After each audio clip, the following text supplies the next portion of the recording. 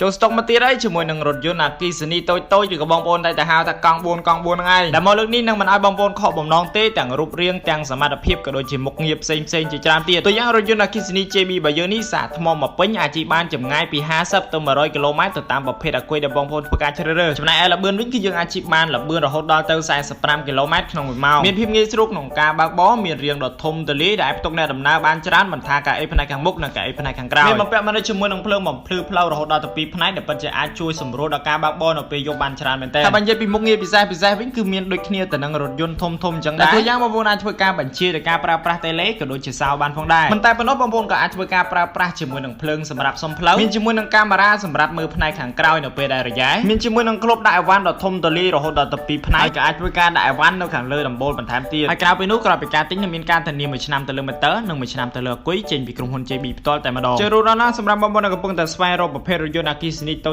ចសម្រាប់ធ្វើដំណើរសម្រាប់ជាលំហែកាយឬក៏សម្រាប់ទិញដាក់កន្លែងកម្សាន្តផ្សេងៗបងប្អូនអាចសាកល្បងមកប្រើប្រាស់ជាមួយនឹងរថយន្តអគ្គិសនីរបស់ JB យើងបានសម្រាប់ព័ត៌មានបន្ថែមបងប្អូនអាចធ្វើការតាក់ទងតាមលេខទូរស័ព្ទឬ Telegram ដែលយើងបង្ហាញខាងចុងវីដេអូគឺបងប្អូនអាចធ្វើការឆាតមកកាន់ page JB ម៉ូតូអគ្គិសនីផ្ទាល់តែម្ដងក៏បានទីតាំងហាងរបស់យើងគឺស្ថិតនៅលើផ្លូវ271សកាត់ទឹកល្អ3ខណ្ឌទួលគោករាជធានីភ្នំពេញ